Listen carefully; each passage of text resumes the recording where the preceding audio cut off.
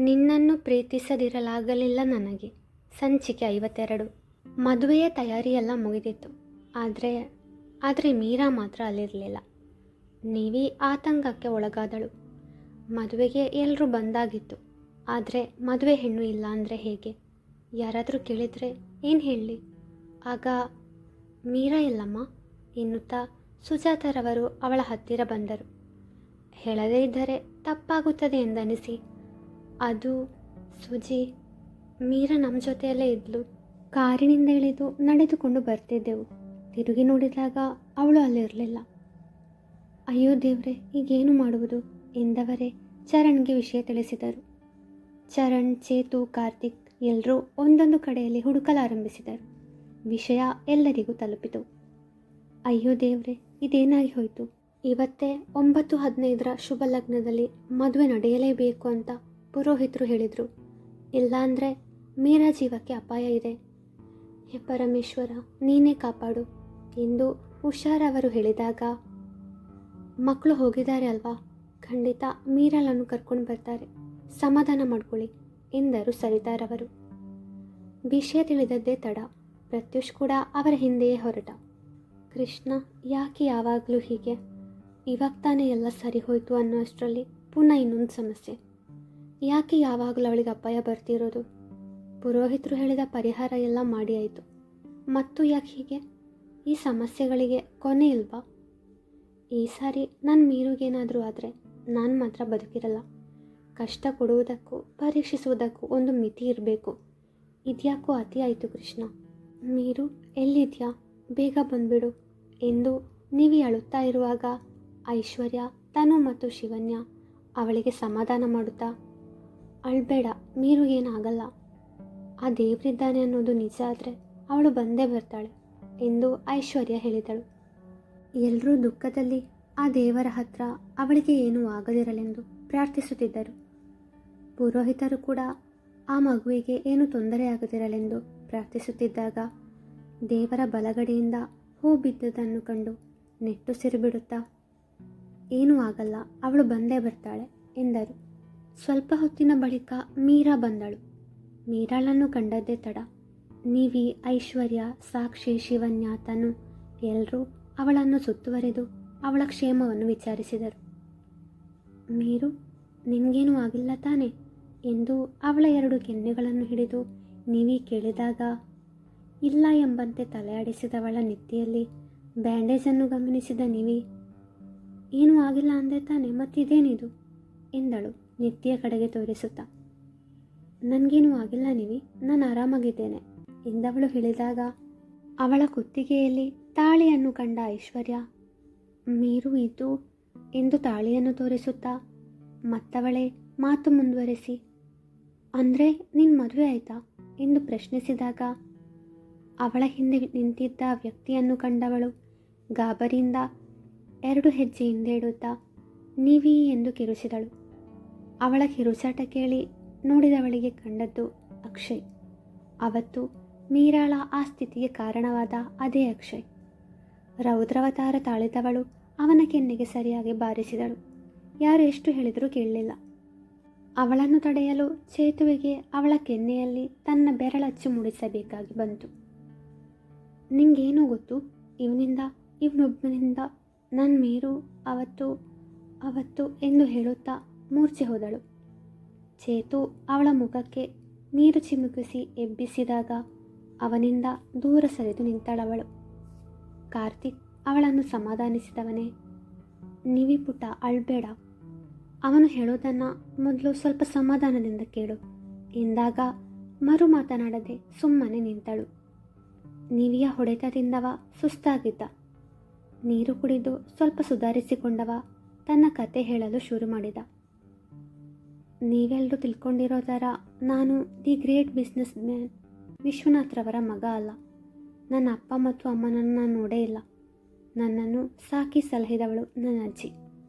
4-5 ಮನೆಗಳಲ್ಲಿ ಕೆಲಸ ಮಾಡಿ ತುಂಬ ಕಷ್ಟಪಟ್ಟು ನನ್ನನ್ನು ಸಾಕುತ್ತಿದ್ದರು.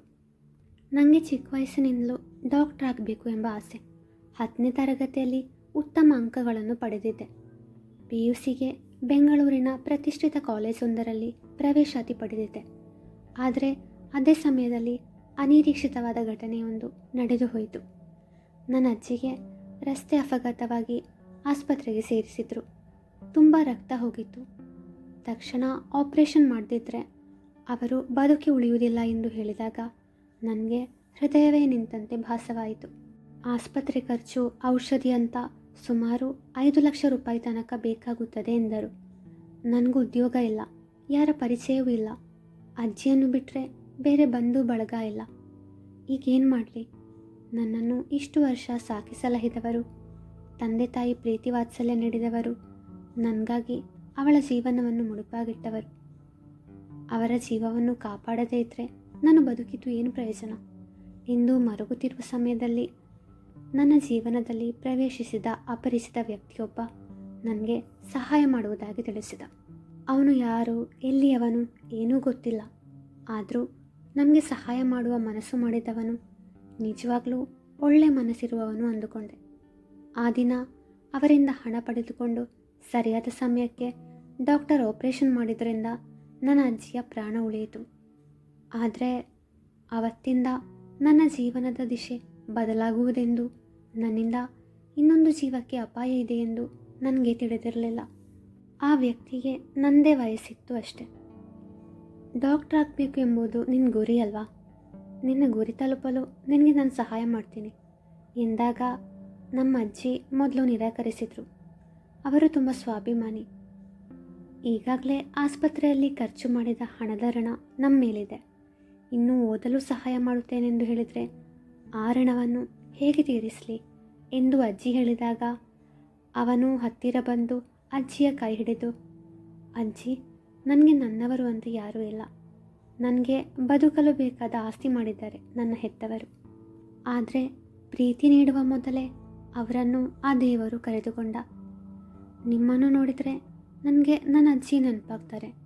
ಅವರನ್ನೇ ನೋಡಿದಂತಾಗುತ್ತದೆ. ಪ್ಲೀಸ್ ಅಜ್ಜಿ, ನೀವು ನಮ್ಮ ಮನೆಯಲ್ಲಿರಿ. ಅಕ್ಷಯ್ಗೆ ಒಳ್ಳೆಯ ವಿದ್ಯಾಭ್ಯಾಸ ದೊರಕುವಂತೆ ಮಾಡುವುದು ನನ್ನ ಜವಾಬ್ದಾರಿ. ಅವನನ್ನು ನಾನು ಡಾಕ್ಟರ್ ಓದಿಸ್ತೇನೆ. ಪ್ಲೀಸ್ ಅಜ್ಜಿ, ದಯವಿಟ್ಟು ಇಲ್ಲ ಅನ್ಬೇಡಿ. ನಾನು ನಿಮ್ಮ ಮೊಮ್ಮಗ ಅಂತ ಅಂದ್ಕೊಳ್ಳಿ ಪ್ಲೀಸ್ ಎಂದು ಗೋಗರೆದಾಗ ಅಜ್ಜಿಗೆ ಅದನ್ನು ನಿರಾಕರಿಸಲಾಗದೆ ಸರಿ ಎಂದು ಒಪ್ಪಿಗೆ ನೀಡಿದರು. ಮತ್ತೆ ಅವನ ಜೊತೆ ಮಂಗಳೂರಿಗೆ ಬಂದ ನಾನು ನಿಮ್ಮ ಸ್ಕೂಲ್ಗೆ ಸೇರಿದೆ. ಅಲ್ಲಿ ಅವನು ನನ್ನನ್ನು ವಿಶ್ವನಾಥ್ರವರ ಮಗ ಎಂದು ಸುದ್ದಿ ಹಬ್ಬಿಸಿದ. ಯಾಕೆ ಈ ಥರ ಮಾಡ್ತಿರುವೆ ಎಂದು ಪ್ರಶ್ನಿಸಿದಾಗ ಎಲ್ಲ ನೀನು ಒಳ್ಳೆಯದಕ್ಕೆ ಎಂದ. ದಿನ ಕಳೆದಂತೆ ಕೆಲ ಹುಡುಗಿಯರು ನನಗೆ ಪ್ರೇಮ ನಿವೇದನೆ ಮಾಡತೊಡಗಿದರು. ನಾನು ಅದನ್ನೆಲ್ಲ ನಿರಾಕರಿಸುತ್ತಾ ಬಂದೆ. ಆಮೇಲೆ ತಿಳಿಯಿತು ಎಲ್ಲ ಅವನು ರೂಪಿಸಿದ ಸಂಚು ಎಂದು. ಮೊದಲ ಸಲ ಕಾನ್ವಿಯನ್ನು ನೋಡಿದಾಗ ಅವಳ ಮೇಲೆ ಆಕರ್ಷಣೆ ಮೂಡಿತ್ತು. ಆಗಾಗ ಕ್ಲಾಸ್ನಲ್ಲಿ ಅವಳನ್ನು ಗಮನಿಸ್ತಿದ್ದೆ. ಅವಳ ಜೊತೆ ಬೆರೆಯಲು ನಿಮ್ಮ ಗ್ರೂಪ್ಗೆ ಸೇರಿ ನಿಮ್ಮಲ್ಲಿ ಒಬ್ಬನಾದೆ. ಅವಳ ಮೇಲೆ ನನಗಿದ್ದದ್ದು ಆಕರ್ಷಣೆ ಎಂದು ಆಗ ನನಗೆ ತಿಳಿದಿರಲಿಲ್ಲ. ಆದರೆ ನಿಮ್ಮ ಜೊತೆ ಬೆರೆಯಲು ಇನ್ನೊಂದು ಕಾರಣ ಕೂಡ ಇತ್ತು. ಅದು ಅವನು ನಿರ್ದೇಶಿಸಿದ ಪ್ರಕಾರ ನಾನು ನಿಮ್ಮ ಜೊತೆ ಸೇರಿದೆ. ನಿಮ್ಮ ಜೊತೆ ಬೆರೆತು ಮೀರಾಳಿಗೆ ಹತ್ತಿರವಾಗಬೇಕು, ಅವಳನ್ನು ಪ್ರೀತಿಯ ಬಲೆಯಲ್ಲಿ ಸಿಲುಕಿಸಬೇಕು ಎಂದ. ಆಗಲ್ಲ, ಪ್ರೀತಿ ವಿಷಯದಲ್ಲಿ ಒಂದು ಹುಡುಗಿಗೆ ಮೋಸ ಮಾಡಲು ನನ್ನಿಂದ ಆಗಲ್ಲ. ಅವಳು ನನ್ನಿಂದ ಕಣ್ಣೀರು ಹಾಕಿದರೆ ಆ ಶಾಪ 7 ಜನ್ಮದಲ್ಲೂ ನನ್ನನ್ನು ಕಾಡುತ್ತದೆ ಎಂದಾಗ ಅಟ್ಟಹಾಸ ಬೀರಿದವ, ನಿನ್ನ ಅಜ್ಜಿ ನನ್ನ ಮನೆಯಲ್ಲಿದ್ದಾರೆ, ಅದು ನೆನಪಿರಲಿ ಎಂದಾಗ ಅವತ್ತು ದೇವರಂತೆ ಬಂದು ಕಾಪಾಡಿದವನು ಈಗ ಯಾಕೆ ದೆವ್ವದಂತೆ ಕಾಡುತ್ತಿದ್ದೀಯೋ ಎಂದು ನಾನು ಪ್ರಶ್ನಿಸಿದಾಗ, ನಾನು ದೇವರಂತೆ ನಿನ್ನ ಕಣ್ಣಿಗೆ ಕಂಡೆ ಅಷ್ಟೆ, ಆದರೆ ನಾನು ನಿಜವಾಗಲೂ ರಾಕ್ಷಸ.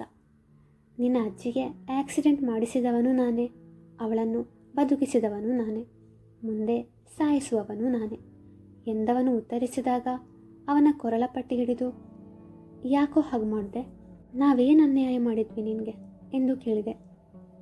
ನೀವು ಯಾವ ಮೋಸವನ್ನು ಮಾಡಿಲ್ಲ, ಆದರೆ ಆ ಮೀರಾ ಜೀವನ ನಾಶ ಮಾಡಬೇಕು ನನಗೆ.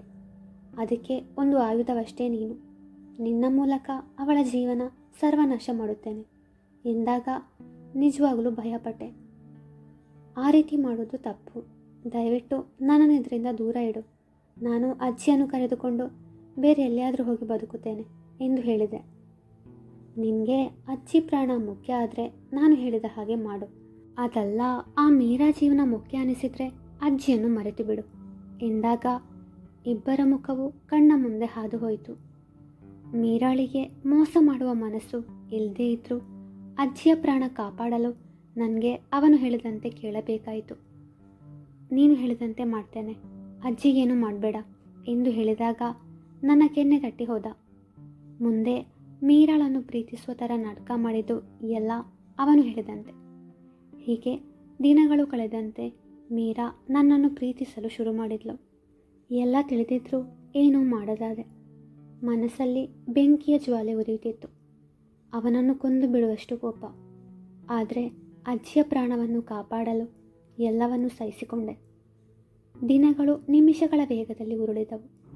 PUC ಪರೀಕ್ಷೆಯ ಕೊನೆಯ ದಿನ. ಪರೀಕ್ಷೆ ಮುಗಿದ ನಂತರ ಮೀರಾ ನನ್ನನ್ನು ಭೇಟಿಯಾಗಿ ಮಾತನಾಡಬೇಕು ಅಂತ ಹೇಳಿದ್ಲು. ಅವನು ಅದಕ್ಕಾಗಿಯೇ ಕಾಯುತ್ತಿದ್ದ. ನನ್ನನ್ನು ಅಲ್ಲಿಯ ಕೋಣೆಯೊಂದರಲ್ಲಿ ಕಟ್ಟಿಹಾಕಿ ನನ್ನ ಜಾಗದಲ್ಲಿ ಅವನು ಹೋದ. ದೂರದಿಂದ ನೋಡಿದರೆ ನಾವಿಬ್ಬರು ನೋಡಲು ಒಂದೇ ಥರ ಇದ್ವಿ. ನಾನು ಅಂದ್ಕೊಂಡು ಮೀರಾ ಅವನ ಹತ್ತಿರ ಹೋದಳು. ಕಿಟಕಿಯಿಂದ ಎಲ್ಲ ನನಗೆ ಕಾಣ್ತಿತ್ತು. ಆದರೆ ನನ್ನ ಕೈಕಾಲು ಕಟ್ಟಿ ಹಾಕಿದ್ರಿಂದ ಏನೂ ಮಾಡಲಾಗಲಿಲ್ಲ. ಅವಳನ್ನು ಬಲಾತ್ಕಾರ ಮಾಡಿ ಇಂಚಿಂಚಾಗಿ ಕೊಲ್ಲಬೇಕು ಎಂದುಕೊಂಡಿದ್ದ. ಆದರೆ ಅದೇ ಸಮಯದಲ್ಲಿ ಕಾನ್ವಿ ಹಾಗೂ ಐಶ್ವರ್ಯ ಅಲ್ಲಿ ತಲುಪಿದರು. ಆದರೂ ಹೋಗುವ ಮೊದಲು ಅವನು ಯಾರೆಂದು ತಿಳಿಯದೇ ಇರಲು ಯಾವುದೋ ಡ್ರಗ್ಸನ್ನು ಇಂಜೆಕ್ಟ್ ಮಾಡಿ ಕಣ್ಣು ಮಾತ್ರ ಕಾಣುವಂತೆ ತನ್ನ ಮುಖ ಕವರ್ ಮಾಡಿ ಓಡಿದ.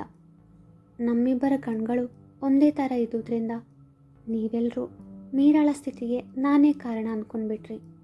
ನೀವು ಹೋದ್ಮೇಲೆ ಬಂದವನು ನನ್ನ ಕೈ ಮತ್ತು ಕಾಲಿಗೆ ಹಾಕಿದ ಕಟ್ಟನ್ನು ಬಿಚ್ಚಿ ಅವನ ಕೋಪ ಕಡಿಮೆಯಾಗುವ ತನಕ ನನಗೆ ಸರಿಯಾಗಿ ಬಾರಿಸಿದ. ಆ ನೋವನ್ನು ಸಹಿಸಿ ಹೇಗೋ ಅವನನ್ನು ಕಾಡಿಬೇಡಿ ಅಜ್ಜಿಯನ್ನು ಕರೆದುಕೊಂಡು ಊರು ಬಿಟ್ಟು ಹೊರಟು ಹೋದೆ. ನಡೆದ ವಿಷಯ ತಿಳಿದ ಅಜ್ಜಿ ತುಂಬ ನೊಂದ್ಕೊಂಡಿದ್ರು. ಮೀರಾಳ ಜೀವನ ಹೀಗೆ ಆಗಲು ಕಾರಣ ನಾನು ಎಂದು ದುಃಖ ಪಡ್ತಿದ್ರು. 2 ತಿಂಗಳ ಹಿಂದೆ ಅಷ್ಟೇ ಪ್ರಾಣ ಬಿಟ್ಟರು. ಒಂದು ಹುಡುಗಿಯ ಜೀವನ ನಾಶವಾಗಲು ಪರೋಕ್ಷವಾಗಿ ನಾನು ಕಾರಣವಾದೆ ಎಂದು ಕೊರಗುತ್ತಿದ್ದೆ. ನನ್ನಂಥವನು ಖಂಡಿತ ಡಾಕ್ಟರ್ ಆಗಬಾರ್ದು ಎಂದು ನಿರ್ಧರಿಸಿದೆ. ಸಿಕ್ಕಿದ ಕೆಲಸಕ್ಕೆಲ್ಲ ಹೋದೆ. ಈಗ ಅವನು ನನ್ನನ್ನು ಯಾವ ವಿಷಯದಲ್ಲಿಯೂ ಹೆದರಿಸಲು ಸಾಧ್ಯವಿಲ್ಲ. ನಾನೀಗ ಅನಾಥ. ನನಗೆ ಹಿಂದೆ ಮುಂದೆ ಯಾರೂ ಇಲ್ಲ. ಮೀರಾಳನ್ನು ಭೇಟಿಯಾಗಿ ಅವನಿಂದ ಹುಷಾರಾಗಿರಲು ಹೇಳಬೇಕು ಎಂದು ಈ ಊರಿಗೆ ಬಂದೆ. ಅವಳ ಜೊತೆ ಮಾತನಾಡಲು ನಿಮ್ಮ ಮನೆಯ ಹಿಂದೆ ಮುಂದೆ ಸುತ್ತುತ್ತಿದ್ದೆ. ಆಗ ಇಬ್ಬರು ನನ್ನನ್ನು ಬಂಧಿಸಿದರು. ಇಷ್ಟೇ ನಡೆದದ್ದು ಎಂದು ಕುಸಿದು ಕುಳಿತು ಅಳತೊಡಗಿದ. ಮುಂದುವರಿಯುವುದು